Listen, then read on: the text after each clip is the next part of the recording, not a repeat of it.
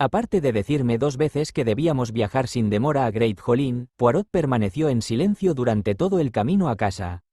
Parecía preocupado y era evidente que no quería hablar. Cuando llegamos a nuestra casa de huéspedes, encontramos al agente Stanley Beer, que nos estaba esperando.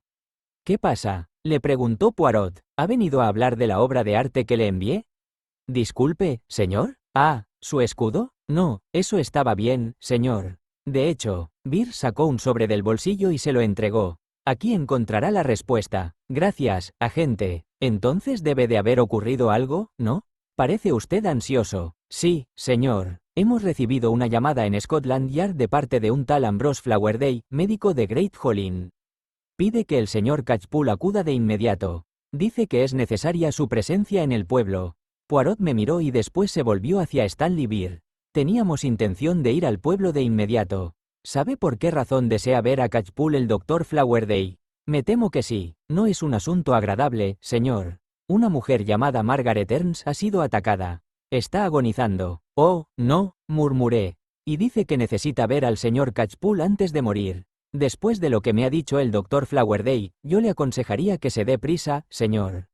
Hay un coche en la puerta para llevarlo a la estación. Pensando en la índole metódica de Poirot y en su rechazo de toda acción precipitada, dije, ¿tenemos media hora para prepararnos? Beer echó un vistazo al reloj que llevaba en la muñeca. 5 minutos, 10 como máximo, señor, si no quiere perder el próximo tren. Debo reconocer con cierta vergüenza que Poirot bajó de su habitación con la maleta preparada mucho antes que yo. Dese prisa, mon ami. Me instó. En el coche, decidí que necesitaba hablar, aunque Poirot no se sintiera particularmente locuaz. Si yo no me hubiera acercado a ese pueblo infernal, dije en tono sombrío, no habrían atacado a Margaret Ernst. Alguien me vería entrar en su casa y se fijó en el tiempo que estuve dentro. Se quedó lo suficiente para que ella le contara todo, o casi todo. ¿Qué sentido tiene tratar de matarla ahora, cuando ya le ha contado a la policía todo lo que sabía? Venganza, castigo, aunque, francamente, no tiene sentido. Si Nancy Ducane es inocente, y Jenny Hobbs y Samuel Joven están detrás de todo esto, es decir, si no hay ninguna otra persona viva que esté detrás de todo esto, entonces ¿por qué querrían Jenny y Joven matar a Margaret Ernst? Ella no dijo nada que pudiera incriminarlos y tampoco les hizo ningún daño a Patrick ni a Frances Ive. Estoy de acuerdo. Hasta donde yo sé, Jenny Hobbs y Samuel Joven no deberían tener ningún motivo para asesinar a Margaret Ernst. La lluvia azotaba las ventanas de nuestro coche. Costaba trabajo oír la conversación y también concentrarse. ¿Entonces quién fue?, pregunté, y pensar que creíamos tener todas las respuestas. ¿No me dirá que usted lo creía, Catchpool? Claro que sí. Supongo que ahora me dirá usted que estaba equivocado, pero todo parecía cuadrar, ¿verdad? Todo resultaba bastante sencillo y directo, hasta que nos enteramos del ataque que ha sufrido Margaret Ernst. Sencillo y directo, dice, exclamó Poirot, con la cara vuelta hacia la ventana del coche, salpicada de lluvia. Bueno, a mí me lo pareció. Todos los asesinos están muertos. Ida mató a Harriet, con su consentimiento, y Richard Negus la mató a ella, también con su autorización. Entonces Negus, al ver que Jenny no se presentaba a la hora acordada para matarlo, se suicidó. Jenny Hobbs y Samuel Joven no han matado a nadie. Por supuesto, ellos participaron en la confabulación para causar esas 3 muertes. Pero, en mi opinión, no podemos considerarlas como asesinatos, sino más bien como ejecuciones con el consentimiento del reo. Exacto. Habían preparado un buen plan, ¿verdad? Harriet Sipel, Ida Gransbury, Richard Negus y Jenny Hobbs. Si por el momento los llamamos A, B, C y D, apreciaremos con más claridad la perfección de su plan. ¿Por qué no podemos llamarlos por sus nombres?, pregunté. Poirot no prestó atención a mi pregunta. A, B, C y D viven atormentados por el sentimiento de culpa y ansían la redención de su alma. Reconocen que deben pagar con su vida un pecado cometido en el pasado y preparan un plan para matarse mutuamente. B mata a A, después C mata a B y a continuación D mata a C. Solo que D no mató a C, ¿no es eso? D es Jenny Hobbs y ella no mató a Richard Negus. Quizá no, pero se suponía que debía matarlo. Era el plan. Además, D tenía que permanecer con vida para conseguir que Nancy Ducane fuera condenada por los asesinatos de A, B y C. Solo entonces, D. Poirot se interrumpió bruscamente. D, repitió. Deceso. Es la palabra correcta. ¿Qué? Para su crucigrama. una palabra de 6 letras que significa óbito. ¿Se acuerda? Le sugerí, muerte, pero usted dijo que solo serviría si, muerte, empezara con. Se interrumpió otra vez, negando con la cabeza. Sí, muerte, empezara con D, sí, lo recuerdo. ¿Se siente bien, Poirot? Sus ojos tenían ese extraño fulgor verde que adquieren a veces. ¿Comment? Mais bien évidemment. Sí, muerte, empezara con D. Por supuesto, eso es. Mon ami, no sabe cuánto me ha ayudado. Ahora creo que, sí, eso es. Tiene que ser así. El hombre joven y la mujer mayor. Ah, ahora todo encaja. Explíquemelo, por favor. Sí, desde luego. Cuando esté listo. ¿Por qué no está listo, ahora? ¿A qué espera? Tiene que concederme más de 20 segundos para componer y ordenar mis ideas, Catchpool. Es necesario, si tengo que explicarlas a alguien como usted, que no entiende las cosas. Sus palabras me demuestran que no ha comprendido nada. Habla de tener todas las respuestas, pero no se ha dado cuenta de que la historia que nos contó Jenny Hobbs esta mañana era un complejo entramado de mentiras. ¿No lo ha notado? Bueno, en realidad, Richard Negus presta oídos a Harriet Sipel y se convence de que quizá Nancy Ducane debería ser ahorcada por 3 asesinatos que no cometió. ¿Está dispuesto a dejar que el destino de Nancy lo decida Jenny Hobbs? ¿Richard Negus? ¿El líder, la figura de autoridad? El mismo Richard Negus que durante 16 años vivió bajo el peso de la culpa por haber condenado de forma injusta a Patrick Ibe. El mismo que comprendió demasiado tarde que era un error censurar y perseguir a un hombre por sus comprensibles debilidades humanas. El mismo hombre que puso fin a su compromiso con Ida Granbury, porque ella insistía dogmáticamente en que cada transgresión debía ser castigada con la mayor severidad. ¿Cree usted que ese mismo Richard Negus habría concebido por un momento la idea de permitir que Nancy Ducane, cuyo único delito había sido amar a un hombre casado, fuera condenada por un tribunal y acabara quizá en el patíbulo por 3 asesinatos que no había cometido? No, no tiene sentido, no hay coherencia en la historia. Es una fantasía fabricada por Jenny Hobbs para engañarnos una vez más. Yo escuché la mayor parte de su discurso con la boca abierta. ¿Está seguro, Poirot? Tengo que decirle que yo le creí. Claro que estoy seguro. ¿Acaso no nos dijo Henry Negus que su hermano Richard pasó 16 años recluido en su casa, sin ver a nadie y prácticamente sin hablar? Sin embargo, según Jenny Hobbs, habría pasado esos mismos años intentando convencer a Harriet Sipel y a Ida Granbury de que eran responsables de las muertes de Patrick y de Frances Ibe, y de que debían pagarlo con su vida. ¿Cómo logró hacer Richard Negus ese trabajo de persuasión, sin que su hermano Henry advirtiera sus frecuentes contactos con 2 mujeres de Great Hall Inn? En eso tiene usted razón. No lo había pensado. Es un detalle menor. ¿No ha notado otros errores más sustanciales en la historia de Jenny? Sembrar pruebas falsas para culpar de asesinato a un inocente no deja de ser un error espantoso. Catchpool, no le estoy hablando de errores morales, sino de hechos materialmente imposibles. ¿Así me obliga usted a explicarle las cosas antes de estar listo? ¿Exasperándome? Bien, le señalaré un detalle, con la esperanza de que quizá le sirva para encontrar otros por sí mismo. Según Jenny Hobbs, ¿cómo acabaron las llaves de las habitaciones 121 y 317 del Hotel Bloxham en el abrigo azul de Nancy Ducane? Las puso allí Samuel Joven. Para incriminar a Nancy. ¿Se las deslizó en el bolsillo por la calle? Sí, supongo que habrá sido bastante fácil. Muy bien, pero ¿cómo consiguió las llaves el señor Joven? Se suponía que Jenny tenía que recogerlas, junto con la llave de la habitación 238, cuando fuera a matar a Richard Negus. Según el plan, tenía que darle las 3 llaves a Samuel Joven, una vez que hubiera cerrado la puerta de la habitación 238. Sin embargo, de acuerdo con su versión, ella no fue a la habitación de Richard Negus. Ni siquiera se presentó en el Hotel Bloxham la noche de los asesinatos. El señor Negus cerró su puerta desde dentro y se suicidó, después de ocultar la llave detrás de una baldosa floja de la chimenea. ¿Cómo consiguió Samuel Joven hacerse con las otras 2 llaves? Esperé un momento, por si se me ocurría la respuesta. Pero no se me ocurrió. No lo sé. Quizá al ver que Jenny Hobbs no llegaba, Samuel Joven y Richard Negus improvisaron. Joven mató a Negus y se llevó las llaves de Harriet Sipel y de Ida Granbury, que encontró en la habitación. Pero en ese caso, ¿por qué no se llevó también la llave del señor Negus? ¿Por qué la escondió detrás de la baldosa floja de la chimenea? La única explicación razonable es que Richard Negus quería que su suicidio pareciera un asesinato. Pero para eso, mon ami, habría sido mucho más sencillo pedirle a Samuel Joven que se llevara la llave de la habitación. No habría sido necesario dejar la ventana abierta, para crear la impresión de que el asesino había huido de esa forma. Comprendí la fuerza de su argumento. Puesto que Richard Negus había cerrado su puerta desde dentro, ¿cómo consiguió Samuel Joven entrar en la habitación 238 y recoger las llaves de las habitaciones 121 y 317? Precisamente, ¿no se habrá metido por la ventana abierta, después de trepar por el árbol? Piense, Catchpool, Jenny Hobbs ha dicho que ella no fue al Hotel Bloxham esa noche. Por lo tanto, hay dos posibilidades, o bien Samuel Joven se puso de acuerdo con Richard Negus y colaboró para que el plan funcionara sin Jenny, o bien los dos hombres no colaboraron.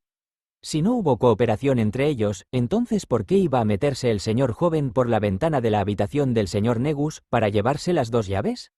¿Qué razón iba a tener para hacerlo? Y si los dos hombres estaban de acuerdo, entonces Samuel Joven tendría que haberse llevado 3 llaves, para ponerlas en el bolsillo de Nancy Ducane, y no 2. Además, si es cierto que Richard Negus se suicidó, como usted cree ahora, y el gemelo le rodó hasta la garganta, entonces ¿quién colocó su cuerpo en línea perfectamente recta? ¿Le parece posible que un hombre ingiera veneno y después consiga dejar su cadáver en una posición hasta tal punto ordenada? Non, the next pas possible. Tendré que pensarlo con más calma en otro momento, repliqué. Ahora mismo me da vueltas la cabeza. Y la tengo llena de un remolino de preguntas que antes no me había planteado. Por ejemplo, ¿por qué pidieron sándwiches y pastelitos para el té nuestras 3 víctimas, y después no los comieron?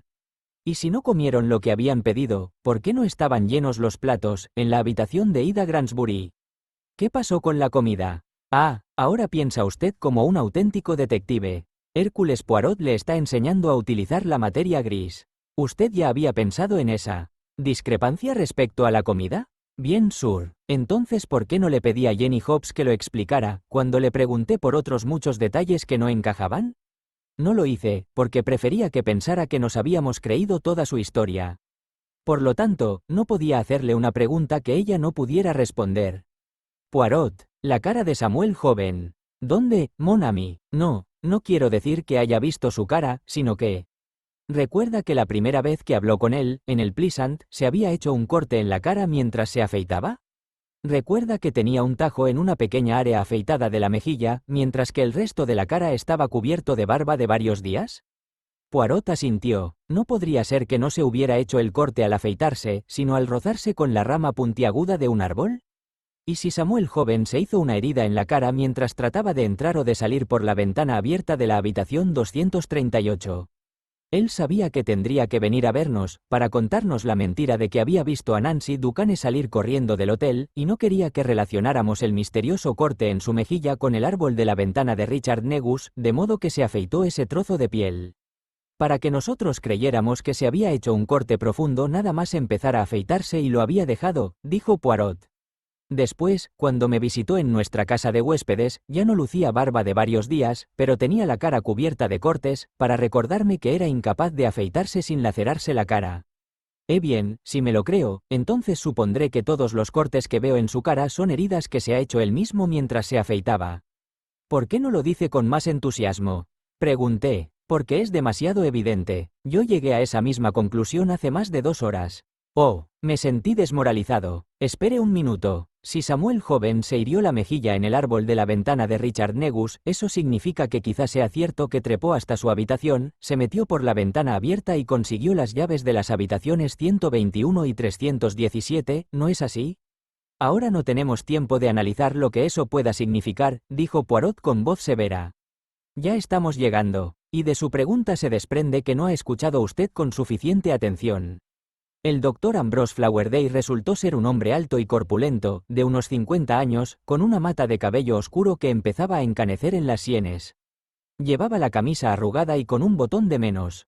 Había dejado instrucciones para que lo buscáramos en la vicaría, de modo que allí estábamos, de pie en el gélido vestíbulo de techos altos y suelo de madera agrietada. Parecía como si todo el lugar estuviese a la entera disposición del doctor Flowerday, para que lo usara como hospital provisional donde atender a una única paciente. Nos había abierto la puerta una mujer con uniforme de enfermera. En otras condiciones, me habría intrigado la situación, pero solo podía pensar en la pobre Margaret Ernst. ¿Cómo está?, pregunté, cuando terminaron las presentaciones.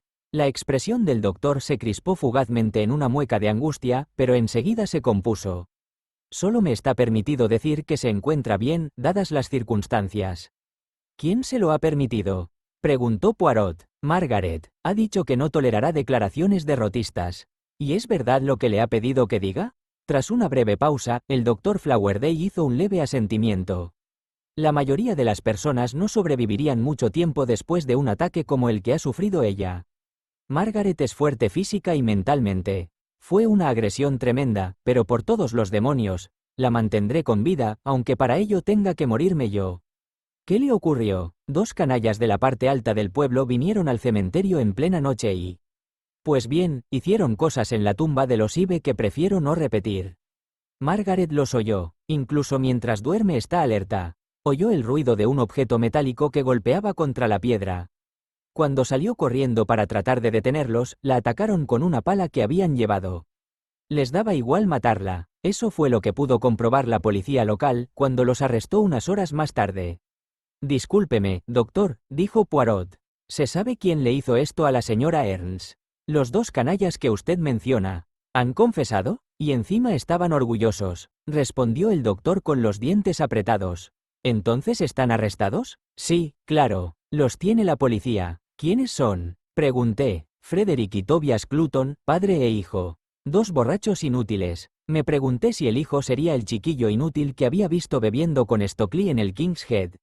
Más tarde descubrí que sí, era el mismo. Dijeron que Margaret se había interpuesto en su camino. En cuanto a la tumba de los Ibe, el doctor Flowerday se volvió hacia mí. Entienda, por favor, que no lo culpo a usted por esto, pero su visita lo removió todo. Lo vieron entrar en la casa de Margaret. Todos los vecinos saben lo que opina ella acerca de los Ibe. Saben que la historia que usted oyó dentro de esa casa no podía presentar a Patrick Ibe como un charlatán adúltero, sino como la víctima de una campaña de crueldad y difamación, la que ellos orquestaron. Por eso quisieron castigarlo otra vez. Como está muerto y fuera de su alcance, fueron a profanar su tumba. Margaret siempre ha dicho que sucedería algún día. Pasa las horas sentada junto a la ventana, día tras día, con la esperanza de sorprenderlos y detenerlos. ¿Sabe que ni siquiera conoció a Patrick y a Frances Ibe? ¿Se lo ha dicho? Los Ibe eran amigos míos. Su tragedia me duele a mí y su injusticia es mi obsesión. Sin embargo, desde el primer momento, Margaret se preocupó por ellos. La horrorizaba pensar que pudiera haber pasado algo así en la nueva parroquia de su marido. E hizo lo posible para que a él también le importara. Fue una suerte enorme que Margaret y Charles vinieran a Great Hall Inn. Habría sido imposible encontrar mejor aliada. Mejores aliados. Se corrigió enseguida el doctor Flowerday. ¿Podemos hablar con Margaret? Pregunté. Si estaba a punto de morir, y yo tenía la sensación de que así era, pese al empeño del médico por impedirlo, entonces quería oír lo que tuviera que decir, mientras todavía estuviéramos a tiempo.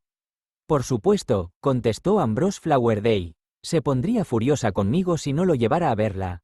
Poirot, la enfermera y yo fuimos tras él, por una escalera de madera sin alfombrar, hasta uno de los dormitorios.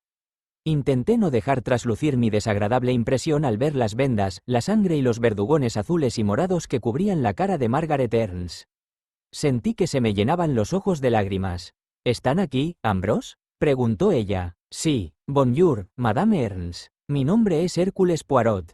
No hay palabras para expresar lo mucho que siento su. Llámeme Margaret, por favor. ¿Ha venido el señor Catchpool con usted?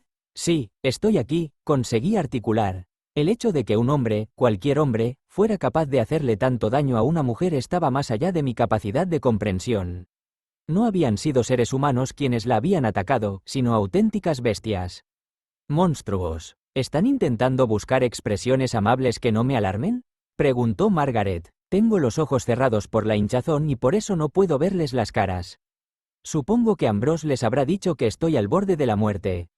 No, madame, no nos ha dicho nada de eso. Ah, ¿no? Sin embargo, es lo que cree. Margaret, querida, pero se equivoca. Estoy demasiado indignada para morir. ¿Tiene algo que decirnos, verdad?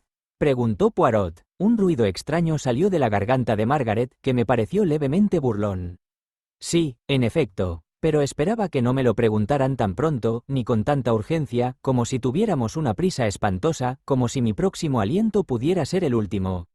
Ambrose les ha transmitido una impresión errónea si creen que estoy agonizando. Ahora necesito descansar. Seguramente tendré que defenderme muchas veces más en el día de hoy contra injustas acusaciones de estar muriéndome. Ambrose, por favor, diles tú lo que necesiten saber. Parpadeó apenas. Sí, si tú lo prefieres. Con expresión de alarma, el médico cogió la mano de su paciente. Margaret, déjela, intervino la enfermera, que no había hablado hasta entonces. Necesita dormir, repitió el doctor Flowerday, con cierto aire de confusión. Sí, desde luego, necesita reposo. ¿Qué quiere que nos cuente usted, doctor? Preguntó Poirot. ¿Por qué no lleva a las visitas al salón? Sugirió la enfermera. No, respondió Flowerday, no pienso separarme de ella. Y necesito hablar en privado con estos caballeros, así que voy a pedirle que nos conceda unos instantes, señorita. La mujer asintió y salió de la habitación. Flowerday se dirigió a mí, imagino que ella le habrá contado la mayor parte de la historia, ¿verdad? ¿Le contó lo que este pueblo infernal les hizo a Patrick y a Frances? Probablemente conocemos la historia mejor de lo que usted piensa, dijo Poirot. Hablé con Nancy Ducane y Jenny Hobbs, y me han dicho que las muertes de Patrick y de Frances Ive figuran como accidentales en los registros. Sin embargo, Margaret Ernst le dijo a Catchpool que los dos habían ingerido veneno deliberadamente, para quitarse la vida. Ella primero y él después. Un veneno llamado abrina. Flowerday asintió. Es verdad, Frances y Patrick dejaron sendas notas, sus últimas palabras para el mundo. Yo comuniqué a las autoridades que, en mi opinión, las muertes habían sido accidentales. Mentí. ¿Por qué? Preguntó Poirot. El suicidio es un pecado ante los ojos de la Iglesia. Tras la lluvia de maledicencia que había soportado Patrick, no podía tolerar que cayera otra mancha sobre su buen nombre. Y la pobre Frances, que no había hecho ningún mal y era una buena cristiana.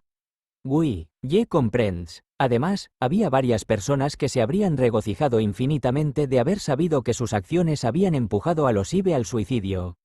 No quería brindarles esa satisfacción, en particular a Harriet Sipel. Dijo Poirot, ¿puedo preguntarle una cosa, doctor Flowerday? Si yo le dijera que Harriet Sipel llegó a arrepentirse de su despreciable tratamiento a Patrick Ive, ¿le parecería verosímil? Harriet, ¿arrepentirse? Ambrose Flowerday rió sin alegría. Si me dijera eso, pensaría que se ha vuelto loco, Monsieur Poirot. Harriet no se arrepentía de nada de lo que hizo. Yo tampoco, si quiere saberlo. Me alegro de haber mentido hace 16 años.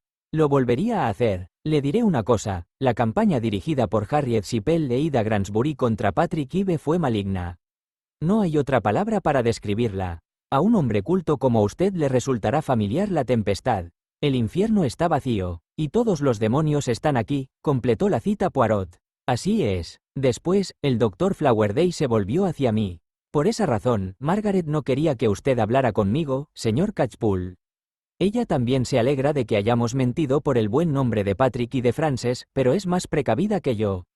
Temía que yo presumiera ante usted de mi rebeldía, como acabo de hacer.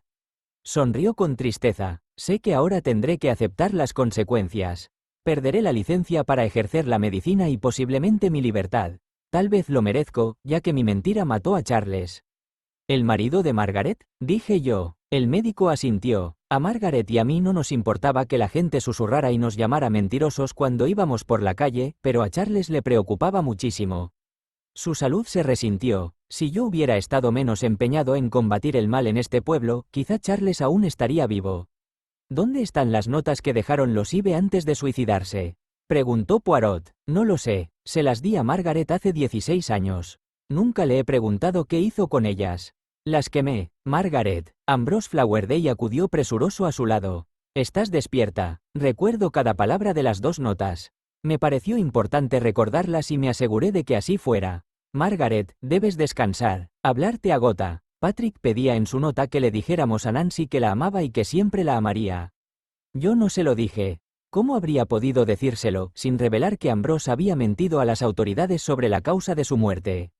Pero, ahora que la verdad ha salido a la luz, tienes que decírselo, Ambrose.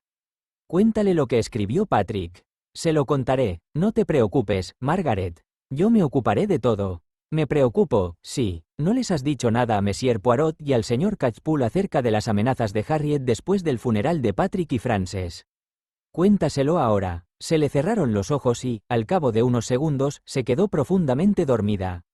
¿Qué amenazas fueron esas, doctor? Preguntó Poirot. Harriet Sipel llegó un día a la vicaría, acompañada de unos 10 o 20 secuaces, y anunció que el pueblo de Great Holin había decidido exhumar los cuerpos de Patrick y de Frances Ive. Dijo que los suicidas como ellos no tenían derecho a reposar en suelo sagrado. Era la ley de Dios. Margaret salió a la puerta y le pidió que dejara de repetir tonterías. La Iglesia cristiana había tenido esa ley, era cierto, pero la había derogado. La ley había cambiado en la década de 1880 y estábamos en 1913. Margaret dijo que cuando una persona muere, su alma se encomienda a la misericordia divina y ya no puede ser alcanzada por la justicia terrenal. Entonces la beata Ida Granbury salió en defensa de Harriet, diciendo que si antes de 1880 era malo enterrar a un suicida en suelo sagrado, en 1913 lo seguía siendo.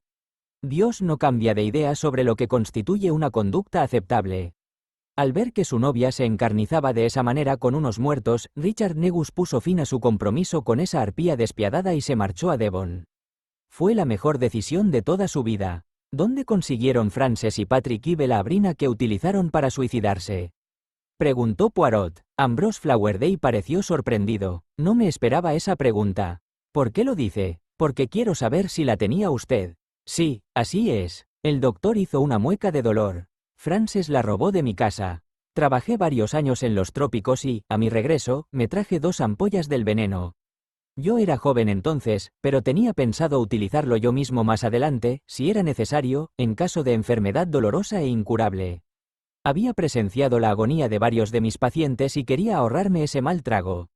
No creo que Frances supiera de la presencia de 2 ampollas de veneno mortífero en mi armario, pero debió de registrar mi casa, en busca de algo que le sirviera para sus propósitos. Como le he dicho antes, probablemente merezco un castigo. Diga lo que diga Margaret, siempre he sentido que Frances no se mató, sino que yo acabé con su vida. No debe culparse, dijo Poirot. Si había tomado la resolución de suicidarse, habría encontrado la manera de hacerlo, con o sin su ampolla de abrina. Esperaba que Poirot preguntara a continuación por el cianuro, puesto que un médico capaz de conseguir un veneno muy bien podía haber conseguido 2, pero, en lugar de eso, dijo, Dr. Flowerday, no pienso revelar que las muertes de Patrick y Frances Ive no fueron accidentales. Podrá conservar su libertad y la licencia para ejercer la medicina. ¿Qué? La atónita mirada de Flowerday pasó de Poirot a mí. Yo asentí, expresando mi consentimiento, aunque estaba irritado con Poirot por no haberme preguntado mi opinión. Después de todo, yo era la persona encargada de velar por el cumplimiento de las leyes del país. Pero si me hubiera consultado, yo también le habría aconsejado que no revelara la mentira de Flowerday. Gracias. Es usted un hombre de mentalidad justa y de espíritu generoso. Pas du tout, dijo Poirot, eludiendo la gratitud de Flowerday. Tengo otra pregunta que hacerle, doctor. ¿Está usted casado? No. Si me permite que se lo diga, creo que debería casarse. Yo sofoqué una exclamación de sorpresa. ¿Está soltero, no? Prosiguió Poirot. Y Margaret Ernst enviudó hace años. Es evidente que usted la quiere mucho, y creo que ella le corresponde. ¿Por qué no le propone matrimonio? El pobre doctor Flowerday parpadeó varias veces, sin salir de su asombro. Finalmente, dijo, Margaret y yo acordamos hace tiempo que no nos casaríamos nunca. No habría sido apropiado, después de lo que hicimos, por muy necesario que nos pareciera a los dos, y después de lo que le pasó al pobre Charles. No sé, no habría sido correcto, habría sido una felicidad a costa de demasiado sufrimiento. Yo estaba mirando a Margaret y vi que los párpados le temblaban y se abrían.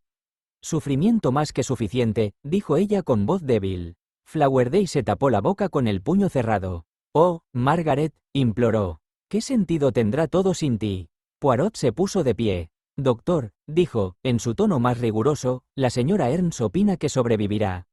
Sería una pena enorme que también sobreviva su absurda determinación de rehuir la felicidad verdadera. 2 personas buenas que se quieren no deben permanecer separadas si no es preciso. Y tras decir eso, salió de la habitación con paso firme. Yo habría querido volver inmediatamente a Londres, pero Poirot dijo que antes necesitaba ver la tumba de Patrick y de Frances Ive. Me gustaría ponerles unas flores, mon ami. Es febrero, viejo amigo. Dígame, ¿dónde piensa encontrar flores? Mi comentario dio pie a una larga diatriba sobre el clima inglés. La lápida estaba tumbada de lado, cubierta de fango. En el barro distinguimos varias huellas superpuestas, señal de que esos brutos salvajes de Frederick y Tobias Cluton habían saltado sobre la losa, después de arrancarla de su sitio con la pala. Poirot se quitó los guantes, se agachó y, con el índice de la mano derecha, dibujó en el fango el contorno de una flor grande, como el dibujo que habría hecho un niño. «Voilà», dijo, «una flor en febrero, a pesar del abominable clima inglés».